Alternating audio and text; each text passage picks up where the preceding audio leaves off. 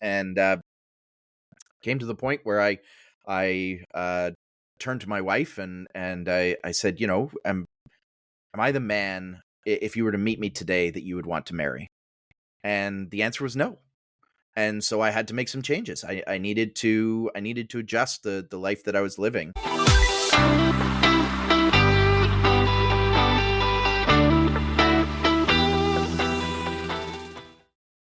Hello, welcome to another episode of the Best You interview series. It's Gary here again. Thank you very much, as always, for taking the time to join me. And today I'm delighted to be joined by Chief Marketing Officer and Chief Operating Officer of Pixel True, Pixel Copy and Pixel Publishing, Warren Miles Pickup, who is here to discuss his work in finding balance in life. And this is especially personal for Warren, as he spent about a decade on the road in financial sales while raising three daughters, and ultimately it proved to be very much a challenge for him and his family. And this was the inspiration for him to transition to business ownership to better manage family responsibilities. I'm not 100% sure how many business owners will say that's a success, or that's a proper move, and we'll get to talk about that as we go. And he did this through developing systems and processes to help run a business while taking care, of course, of his family, and all while truly adopting an owner's mindset in the process. Warren has spent years helping entrepreneurs, business owners, and thought leaders scale their impact through branding, marketing, and publishing. And beyond business, Warren believes that personal growth and self-awareness are key to success. And that's what we're going to talk about in relation to finding balance today. Warren, thank you very, very much for taking the time to join me today. Oh, it's an absolute pleasure. Thank you so much for having me. Oh, my pleasure. Absolutely my pleasure. So as I like to do at the beginning of each of the podcasts is get a bit of a feel and flavour for your journey that took you to that monumental decision to say, something has to change. I want to do this, and this is my chosen path, and then go from there. We had an opportunity to chat about this prior to recording, and it's quite the story. And it's not absolutely, I don't miss anything of my previous life and everything is wonderful, not to preempt that. So I'm really looking forward to you discussing that for the listeners. Absolutely. So I'll give you a bit of my background. You did a great job in the introduction, basically covering the majority of it.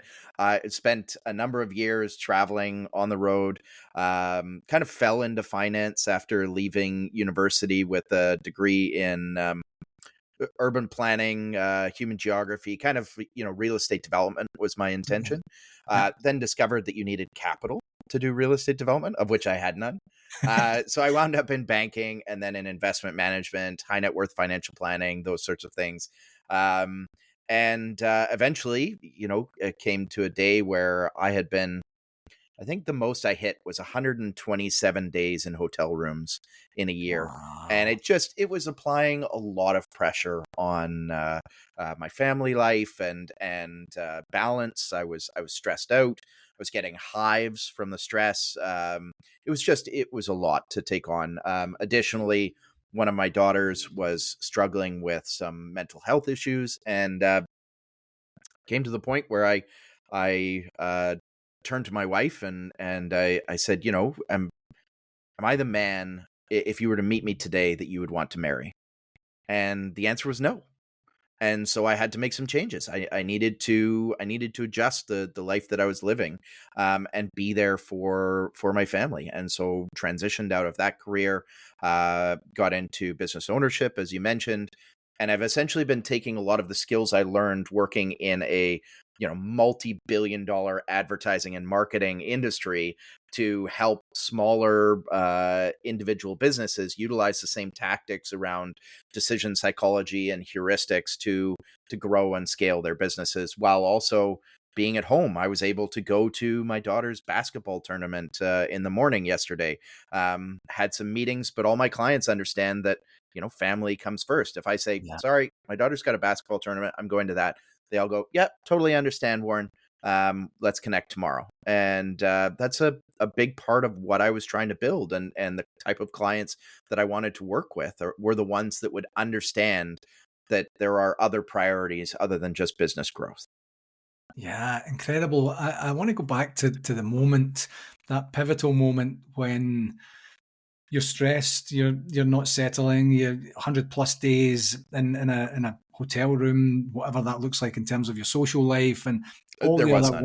wide there was none, and all the wider impacts. Was there one literal moment where you had that epiphany? I don't know if that's the right word to use, where you said, enough, and I need to have this conversation, and I think I know how it's going to go, but now's the time. Like, what did that look like for you? It was a conversation with one of my clients, and Right. he suggested that I do this because he and I had gotten very close, um, in the way that I do sales or advising, anything like that. I really build very close connections with those people that I'm working with, because I believe that having a vested interest in each other's success is what leads to a great business relationship. And so he and I were sitting and talking about some of the challenges that I was facing at home.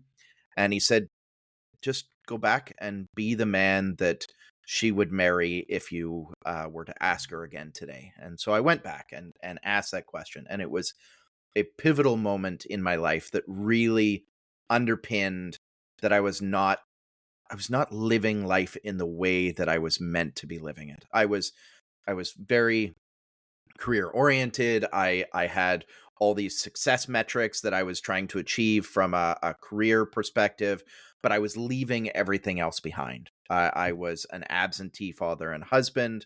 You know, I when I was home, I still spent time with them, but I was also really stressed when I got home, and my phone would ring at 8 o'clock, 9 o'clock, 10 o'clock, 11 o'clock at night, because I had become so integral in everybody else's lives that I was no longer integral in the lives of my family.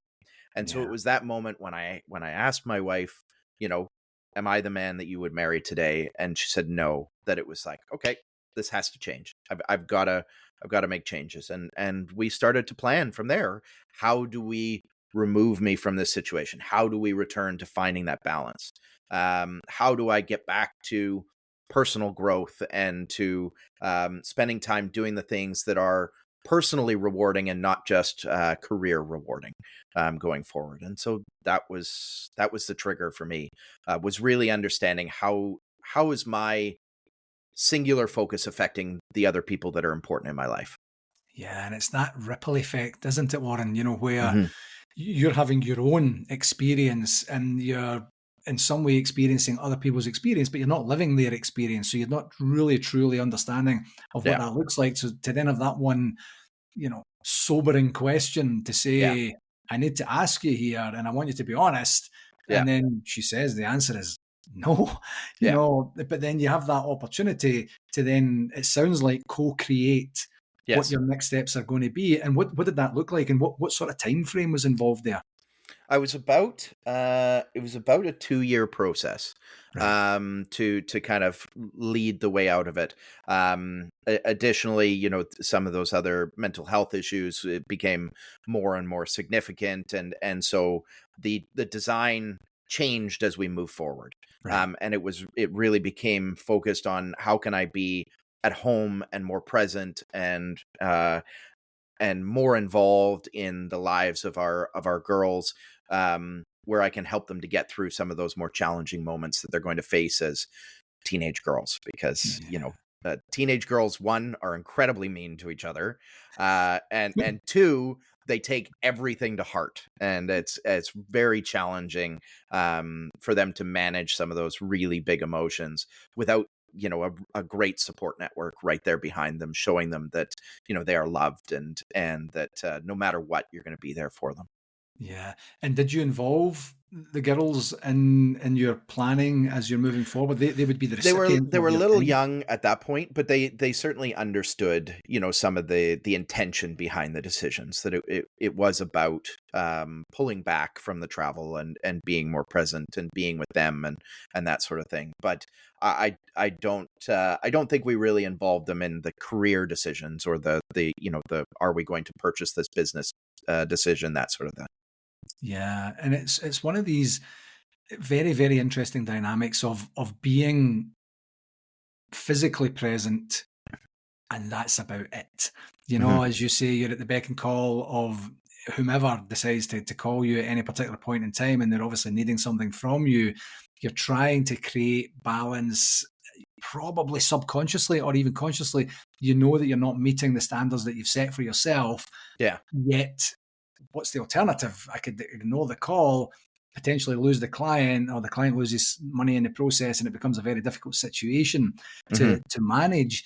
When you had that, or immediately after the conversation with your wife, and the reason I want to concentrate more on this is that I feel that anyone who's listening or watching this might be in need of having that conversation, Yeah. and then to know and understand that depending on how that conversation goes, that's not the end, that's the beginning, Yeah. and then there's things that have to happen afterwards. And you get to that spot where you are co-creating, you are sitting down saying, right, this is how I feel that it's going to go, these are the potential implications, this is kind of what it looks like.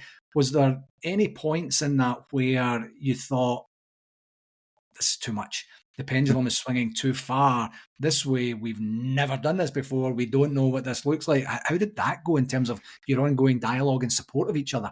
Absolutely, yeah. It meant changes for both of us. Yeah. It meant that there were financial considerations because I was leaving a very high paying job to take on something that had quite a bit of risk. It wound up working out, but there was a lot of risk in making that move, and so it meant that my wife had to make some decisions around her career that increased her stability and kind of locked her into doing a job that wasn't her preference in order to support me going through this transition. And so there were definitely some points where we mutually questioned, is this the right path? Are we doing the right thing? Yeah. We wound up moving, like making a very significant move from Vancouver to Vancouver Island, to a very small community on Vancouver Island, Yeah. as a part of being closer with the kids and being in a place where we had a closer eye on them, and they weren't quite exposed to just as much of the stresses that exist in urban life. And so there were definitely some points where we wondered, are we doing the right thing? Have we made the right decisions? Have we done everything we can to prepare for this? Is this too big of a change? But I think even when you question those sorts of things, the best thing you can do is just right foot, left foot, just keep marching, just keep Yeah. pushing forward, and a commitment to a cause will inevitably lead to success. Yeah, no, that's such a wonderful way to put it. And I think I can almost imagine the types of styles of conversation when you are having those questions. And the short answer, in terms of being absolutely true, is I don't know. Hmm. I actually don't know, but as you say, let's continue. We've set a solid path. It hasn't been on a whim. There has been a lot of Hmm. research done, and we think this is the right and best thing to do for us for this season of our lives. That's right. And let's do the best we can with the decisions that we've made, and then and it's such a collaborative way to do it. If only life in general was like that in every other facet of life, eh? Yeah, I mean, that's not to say that we agreed on everything through this Yeah, process. There have been plenty of disagreements and yeah, and moments where one of us has been questioning and the other has been driving, and then the reverse. I think one of the other fallacies that is out there is that balance means 50-50, right? mm, And balance in is definitely not 50-50. yeah, It much like you said, as we have seasons in our life, we have seasons of balance. mm, There's a pendulum swing that has to happen and you have to adapt to in your life, where in some weeks your work is going to require more of you, and in some weeks your personal life is going to require more of you. And yeah, it's understanding that balance and allowing the pendulum to swing that makes finding balance successful. My dad always taught me that life is a perpetual challenge to find balance. That's what mm, it's all about. But you have to recognize that it is not always going to be 50-50, that there are going to be additional demands on your time and your energy that are going to swing you out of that balance, but it's the return to it that is important. yeah. And if you can understand that, ideally preempt that, and then Hmm. you're able to manage your own and other people's expectations. It's a brilliant segue, Warren, into what I was going to ask was, you're seeking balance and right sizing of your life experience at a given point in time. Through that journey, through procuring a business, an organization, and then the subsequent, journey that you've gone on, how is what's changed in terms of your interpretation of balance on top of the fact it's not 50-50 in that journey? Just how important having a social life and a community outside of work and family, how important that is. I, for years, neglected having any type of social network outside of my work. I would spend all my time at work, and then I would spend the rest of my time with my family. Yeah, But having that kind of third aspect was a piece that I had neglected for a long time, and it yeah, has become so important as a support network, as a place to let off steam, a place to uncover and enjoy new hobbies, those sorts of things. Like it's become incredibly important to recognize that it's a tripod and yeah. not a bipod in our lives. Yeah, I love that. So what sort of things are you doing now that you weren't doing before?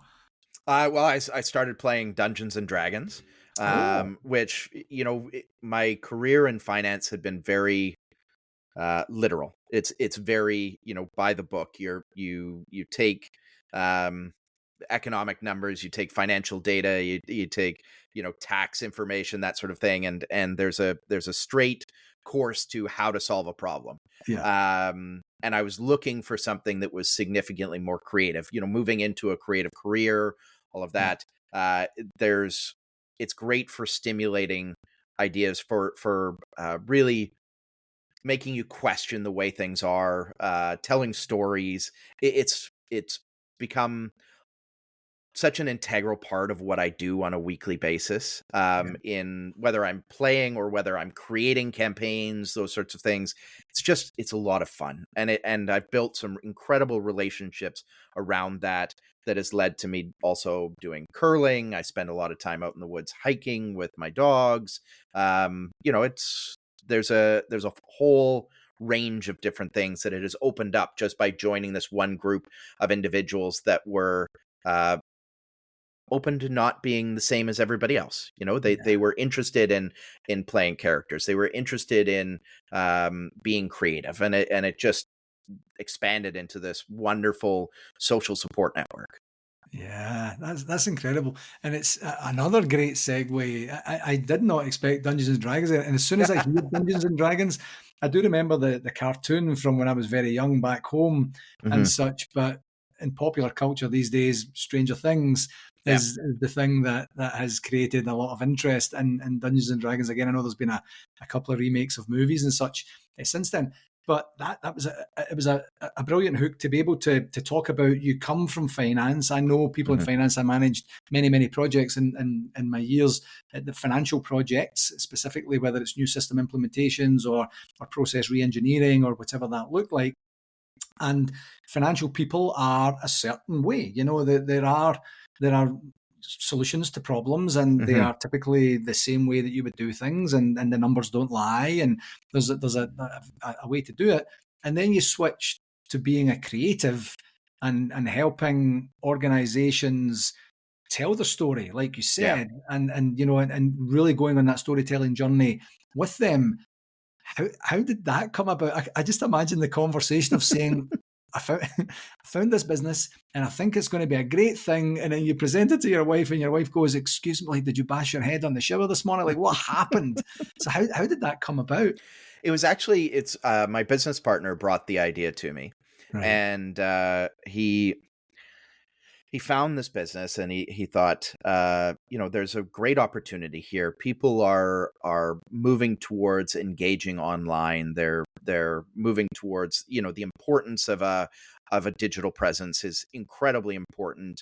A lot of businesses have not done it, or have done it poorly, and it's insanely expensive to do it. Yeah. And this is 5 years ago, 4 or 5 years ago. Um, and this was a way for them to do it relatively inexpensively. And rather than paying for a project up front, it was a subscription based model, which made a lot of sense to me. A lot of the revenue that I had generated for the investment management companies I'd worked for was all about getting people in those purchasing consistently and building subscriptions and Yeah. these sorts of things. So there was a lot of connections there that made sense. And I really liked the idea of helping smaller and medium-sized businesses to grow their digital marketing presence using the same sort of tactics that we had used in finance, around decision psychology and heuristics and these sorts of things.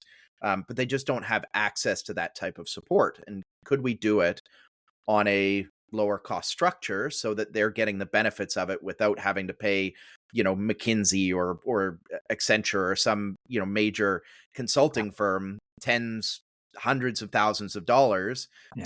to do this. And so that's what we built out.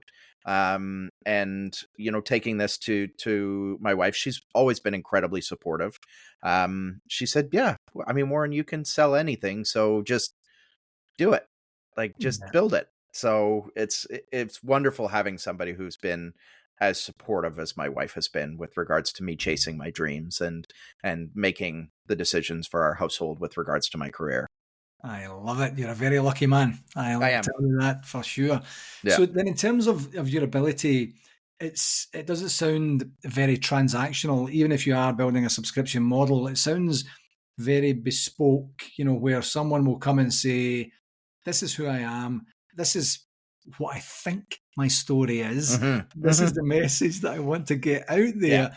What does that journey look like in terms of going through the early stages up to and including presenting campaigns and such for authorization and approval? Yeah, there's a lot of digging a little bit deeper than this is what my surface level story is, because Yeah. understanding the ideal client profile for each client and what the purchasing incentives are for them, like what it is they're actually trying to accomplish behind the problem that surface level problem. Yeah. um, because building out messaging and content that really helps to support the 2-3 layers deep problem set is what we're trying to do. And a lot of what we do is based on educational based sales. So there was a gentleman by the name of Chet Holmes who wrote a book called The Ultimate Sales Machine. And his concept was, if you can teach people about their problem, teach them about what the major pain points are, what the results are if they don't make a change, and then show them what the solution is, actually teach them the solution, Yeah. and then show them that you're the best possible provider of that solution. You're going to get the right people, because the DIYers are always going to DIY, Yeah. right? The done with yous are going to hire you to do that kind of like beginning stage with them, and then let them go off and take it over. And then the done for yous are going to be your best clients. But the only way you discover that is if you are able to educate them on what the problem is and how to solve the problem. And then they're going to see you as the authority within that area and bring you in as a partner. But in order to be a partner, you have to have a vested interest in each other's success. Yeah. Just that surface level transactional piece is not something I'm interested in. We don't take on those clients. It's, if you want to DIY, I'll show you how to do it, but then I'm going to say goodbye, because we're not going to battle every time we want to make a change. Yeah. I'm here because there's a level of knowledge and certainty around what I'm doing, that if you don't want to do that, by all means, I'll show you, 1,000 other providers that can show you how to DIY it. Yeah. So we have a very, very specific model, and we have a very certain profile of the type of individuals that we want to work with, that we want to be associated with Pixel True. Yeah. So you mentioned the word battle there, and I imagine that, with regards to your specific model and your client profile type, that you say these are our ideal clients and this is where we'll get the most success, that doesn't mean it's going to be completely smooth sailing. No. During the journey, as you mentioned, you're educating them on the Mm-hmm. things that are most likely very, very near and dear to their hearts, and, That's right. they've been doing it for quite some time. How do you navigate the potential thorny the thorniness, I don't even know if that's a word, of saying, listen, you're actually wrong. That you're focusing on the wrong thing. That is not what you do. This is what you do. Like, how does that go? How do you manage and Curiosity and navigate? education Right. are the two biggest things. I'm blessed to be a naturally curious person. Right. I want to understand. I want to learn, and I'm interested in people's stories and what's behind the decisions that they're making. But then, taking that the next step, reframing, rephrasing, and providing them the information with evidence in the background to say, okay, I totally understand where you're coming from. This may be your target audience, but they're a tiny portion of the people that are actually buying your product. Aye. Here's the greater portion. Here's who we want to focus on. Here's how we want to focus on them. Here's the evidence that says they make these purchasing decisions because of these factors, right? This is what's important to them. So showcasing some of the research behind what we're doing, Hmm. to say this is why you should have your messaging in this way, rather than just going at it and saying, no, you're wrong. If you don't agree with me, goodbye. It's really about understanding what is it that's holding them to that belief, and how can we educate them to seeing an alternative perspective around that belief.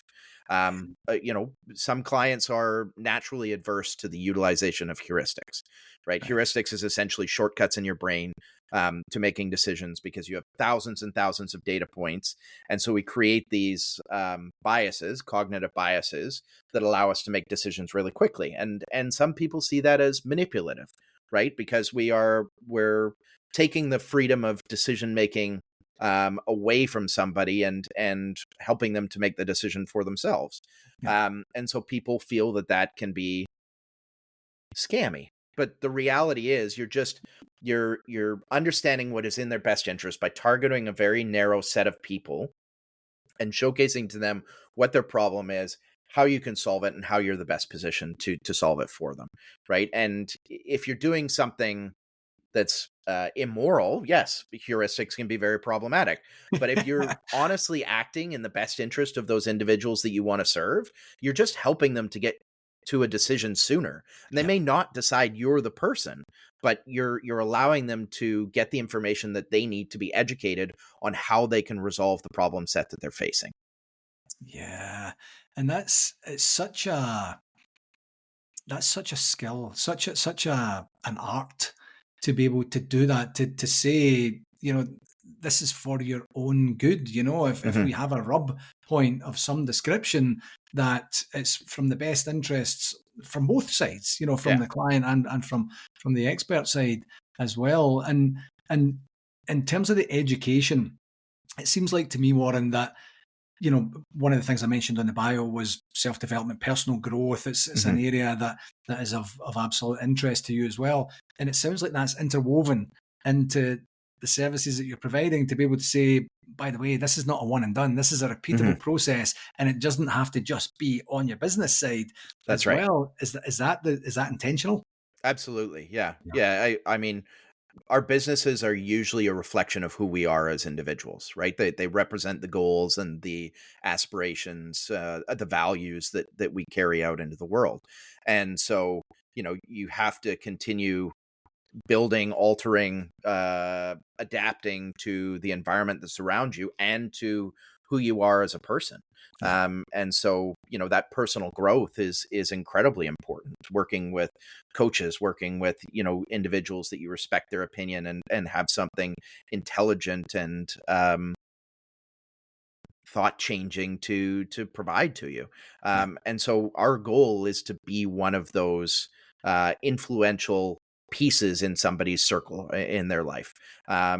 Because, as I said, that business is a significant portion of who they are, Yeah. and a public representation of themselves. So helping them to understand a bit more about what it is that they're trying to accomplish, the values that they carry forward, the principles, all of those different things, what they're doing in their business, they're likely to implement in their personal lives as well.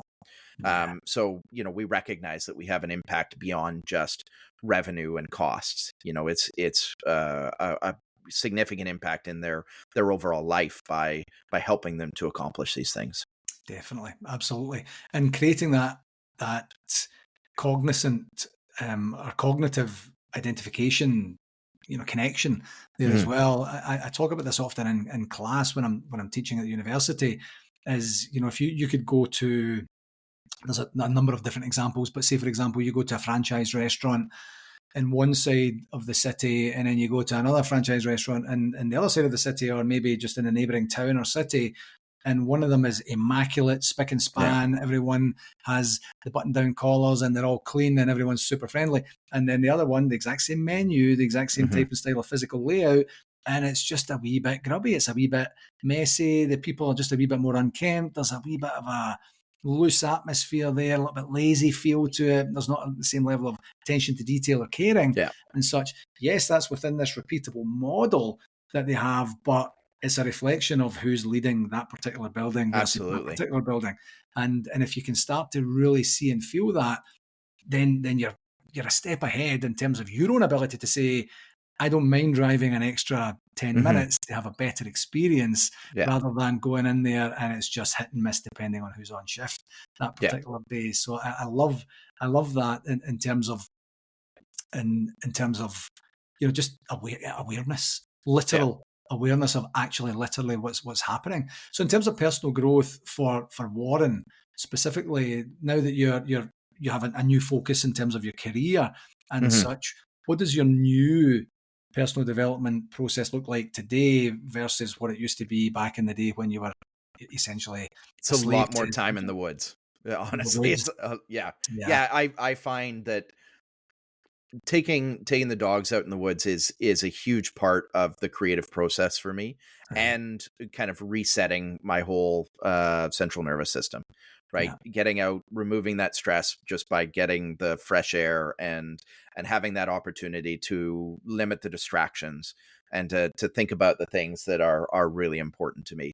yeah, That's a big part of it. I Therapy is a great one, and something that I never thought I would be involved in, but it has been instrumental in understanding who I am, what my own cognitive biases are, really supporting the concept of act, don't react, right? yeah. So allowing my principles and values to be the primary driver of how I take action, rather than allowing what's going on in the world around me to dictate how I react to it.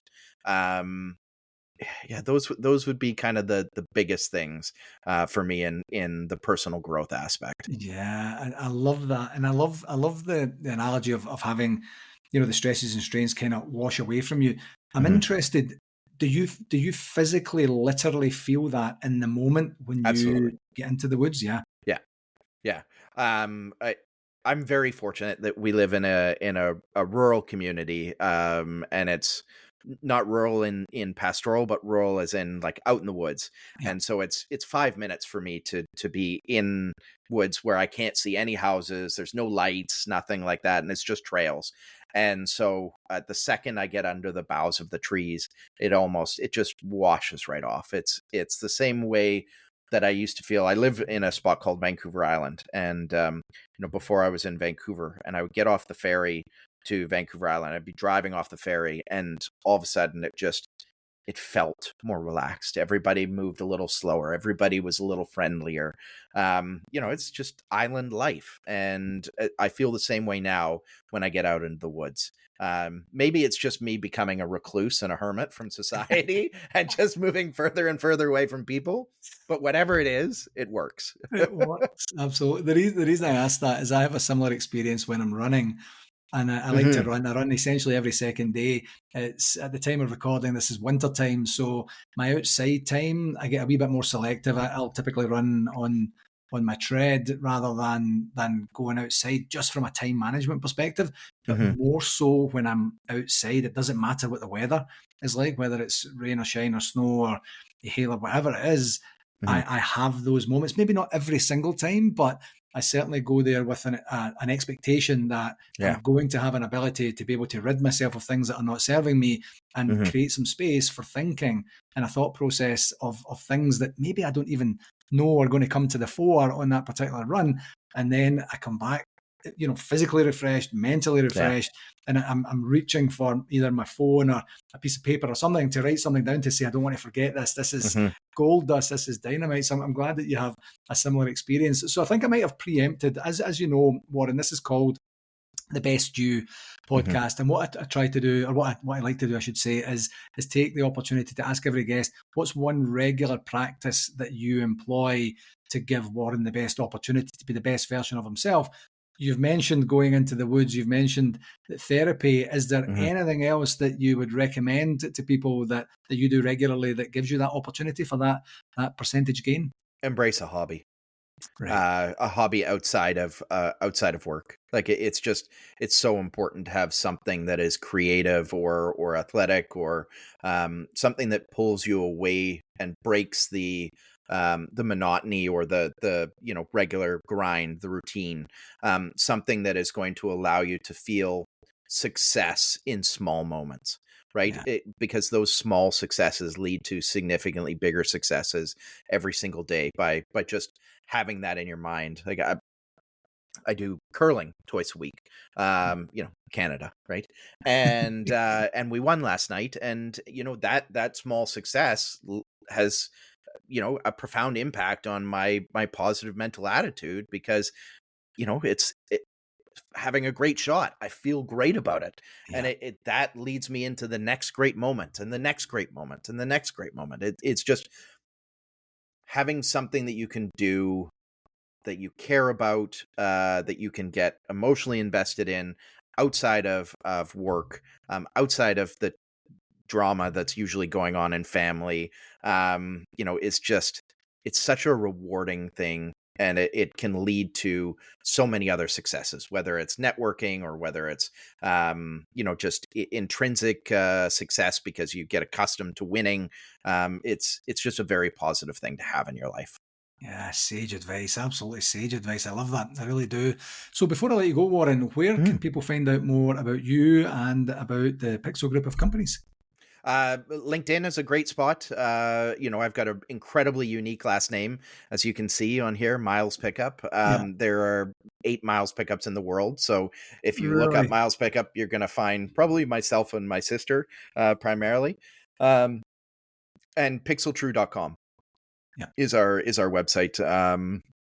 You'll be able to find me on there, send me an email, and or book a time with me if you want to learn more about what we're doing from a digital marketing and design perspective, or if you'd just like to chat and get some ideas about heuristics, cognitive biases, how to utilize the way that the human brain works to improve your business. I love it. Warren, I was looking forward to this one. It's been an absolute delight and an education to get to chat to you again. Thanks very much for coming on the show. It's an absolute pleasure. Hello again. Thanks again for tuning in to this episode, and I do hope that you found it valuable and gained some insights. I do have an ask for you. If you enjoyed this podcast, I would absolutely love it if you would connect with me on my socials, and that's at LinkedIn, Facebook, and YouTube. Just search for my name and do whatever it is you need to do there to follow me and stay updated with all the latest content, tips, and discussions. And for any more resources that you're looking for, feel free to visit my website, garygillen.com. And while you're there, you can book a free, no obligation 30-minute coaching call directly with me through the site. Whether you're looking to enhance your performance or tackle a new challenge, I'm absolutely here to help you succeed, and I would absolutely love to hear from you. Thanks very much again, and until next time, keep pushing towards your goals and getting better each and every day, my friend.